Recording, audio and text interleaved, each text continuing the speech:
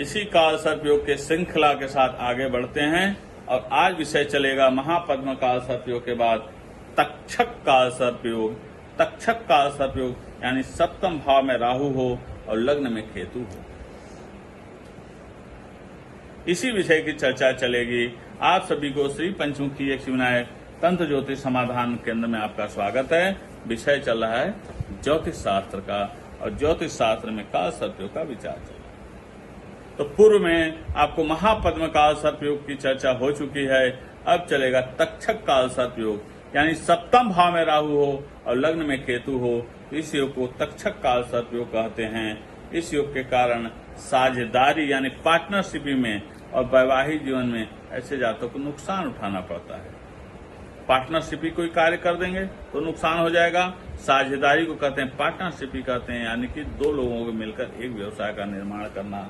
Partnership वो वैवाहिक जीवन में इनको नुकसान होता है। साझेदारी के कार्य में और विवाह से संबंधित में इनको नुकसान उठाना पड़ता है। वैवाहिक जीवन भी में नुकसान उठाना पड़ता है और घर में हमेशा अशांति रहती है। घर में शांति नहीं, हमेशा अशांति लगी रहती है।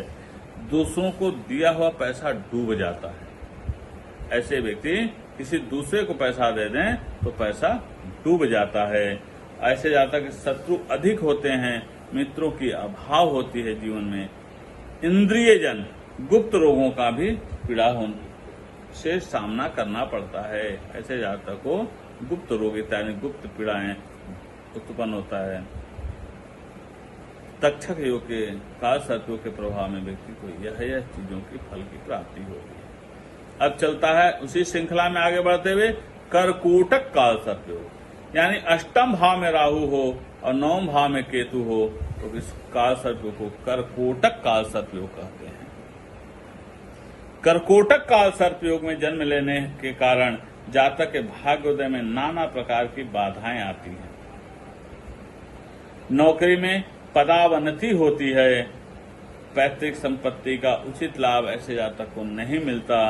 व्यापार व्यवसाय में हानि होती है। ऐसे जातक का स्वास्थ्य बिगड़ जाता है तो लंबी बीमारी, अकस्मात शस्त्राघात, अकाल मृत्यु, जहर से मृत्यु होती है। ऐसे व्यक्ति का मन परेशान होने के कारण ऐसे व्यक्ति सुसाइड इत्यादि करने का योग बना देता है।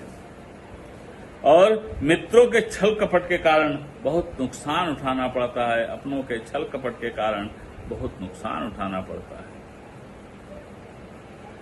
यही तक्षक काल सर्पयोग का प्रभाव, अब यही कर्कोटक काल सर्पयोग का प्रभाव होता है। अतः ऐसे ऐसे योगों में ब्राह्मणों का सहारा लेते हुए, दैवज्ञों का सहारा लेते हुए इनको उचित मार्ग करते हुए जीवन को सुदृढ़ और सुगम बना सकते हैं। क्यों? क्योंकि सर्प भय योग का एक प्रसंग है। तो सर्प योग भय इतने प्रकार से होते हैं।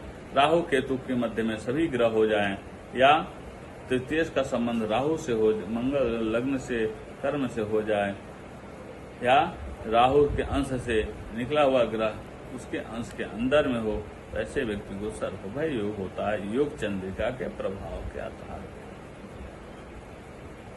अब आगामी चलेगा शंखनाद काल सर्पयोग और पातक काल सर्पयोग की चर्चा चलेगी। आप सभी को नमस्कार।